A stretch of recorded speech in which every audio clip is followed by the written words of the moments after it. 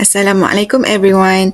We are from Group 6 and today we will be presenting our topic on turn-taking.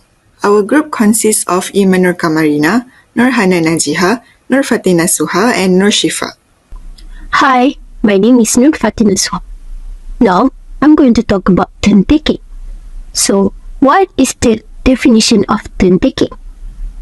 It is when one speaker stops talking and another takes over. You might be wondering why turn-taking exists. It exists because even advanced learners of a second or foreign language experience difficulty in multi-party talk because of a lack of command. It is also a starting point for conversation analysis CA. Conversation analysis begins with the unremarkable observation that conversation takes place with one speaker following another taking turns at talk. According to Sachs et al. 1974 or 1978, outline how speakers organize turn-taking in a conversation by turn boundaries and turn construction unit TC. Now, what is turn boundaries and a turn construction unit? Turn boundaries are marked when one speaker stops talking and another takes over, while the turn construction unit is the basic unit of thought that the speaker uses to build a turn. During this exchange of turn, there will be a gap, but it is minimum. What are the type of turn construction unit in turn-taking? Turn construction unit consists of various linguistic units which include stantial, prosal, phrasal, and lexical constructions. Not just that, turn construction unit also contain of non-verbal elements such as silence, laughter, continuous, bodily and facial movements. To enlighten our lesson for today, I'll be giving an example of turn-taking. This is a conversation between a daughter named Te and her mother. Te asks, "What kind of work do you do?" And then the mother replied, "Food service." At turn 3, Te asks, "At," referring to where the food service at. Then the mother replied with silence, and then at turn 5, the mother finally replied with a post office cafeteria downtown, main post office on Redwood. Finally, the reply with okay. The lexical unit at is recognized by the mother in turn 4, turn boundary, who then responds to it. And at each after every turn is turn-taking, which will be explained in the next slide. The table shown in the slide is the turn construction unit applied in turn-taking example earlier. At turn 1, when Te asks what kind of work do you do, is recognized as stantial. At turn 2, when the mother replied with food service, is recognized as phrasal. And at turn 4, when both of them are quiet, is also a turn construction unit recognized as silence. At turn 5, when the mother finally replied with a post office cafeteria, is recognized as stantial or phrasal. At turn 6, when Te replied with okay, is lexical unit. All of these turn construction unit is a hint for the another person to reply to the first person that asked them the question. Hi, I'm Hannah. So now let's continue our lesson about turn-taking. Each speaker has the right to complete one TCU and then the next TCU is up for negotiation. In some cases, like in the stories, more than one TCU is possible per turn. So, how do interlocutors know when a turn has finished? It is based on the syntax, intonation, and pragmatics. A turn may be recognized complete if it represents a syntactically complete unit, which are a sentence, a clause, a phrase, or a lexical item. Moving on to the next slide. A TCU may be recognized as complete not only through its international pattern, but also when it represents a recognizable pragmatic or social action. Another criterion for identifying TCUs is nonverbal behavior like gaze, Goodwin 1981. However, Lindy Code 2007-59 points out that this is considered less important because people can still recognize TCU compression even without visual cues such as during telephone conversation. Next, Interlocutors have the ability to project possible completion points of turn. This is evidenced by overlapping talk in the next example in the next slide. This is the example of TCU.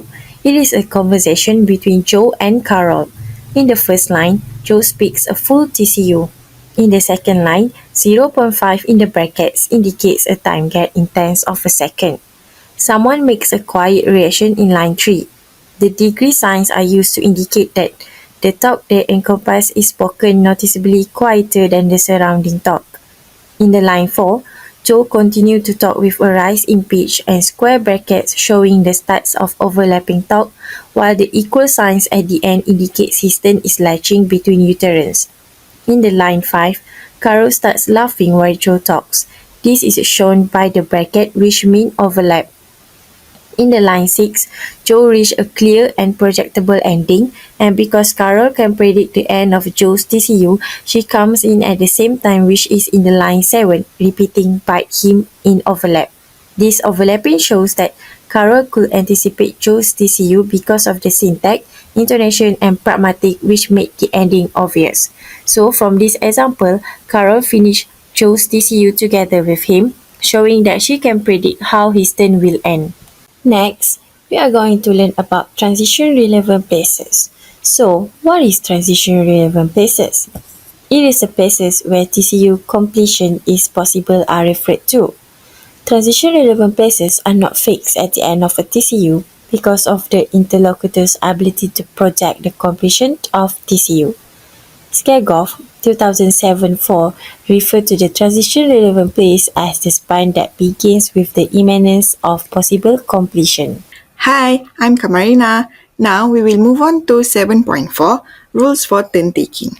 The rules for the allocation of turns following the principle of transition relevance were set out by Sachs et al. As follows. The first rule is, at the transition relevance place of a turn, A, where the next speaker is selected by the current speaker must stop talking and the next speaker must take over.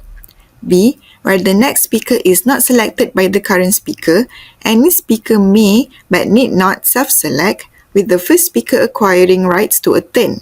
C, where the next speaker is not selected by the current speaker may but need not continue if no other speaker self-selects.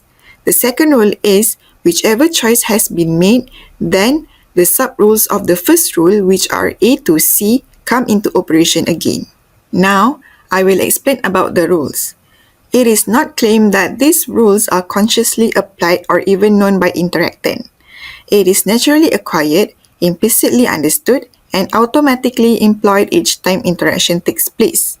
The rules are general enough to apply to different settings, numbers of participants, sets of relationships, topic, and context. Hi, I am Shifa. So we move on to the next part, which is some institutionalized contexts may vary in terms of the first one is the ordering of turns in debates. For example, is pre-allocated, and the other institutionalized speech events such as committee meetings, school classroom lessons, and trials also have their own turn-taking rules. So the next one is the rules may differ across culture as in Burundi, for example, in former settings, the order in which individuals speak in the group is strictly determined by seniority of rank.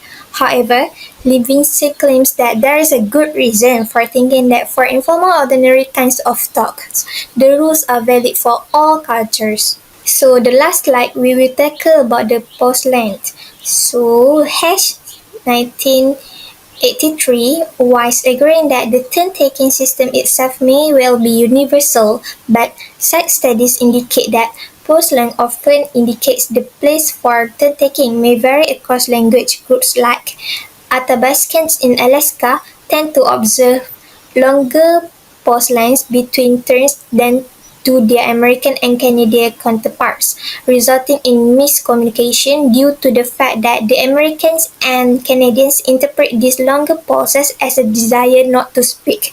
But certain notes, American Indian tribes, for example, tolerate much longer pause lengths. That's all from our group, which is Group C. Thank you for your time.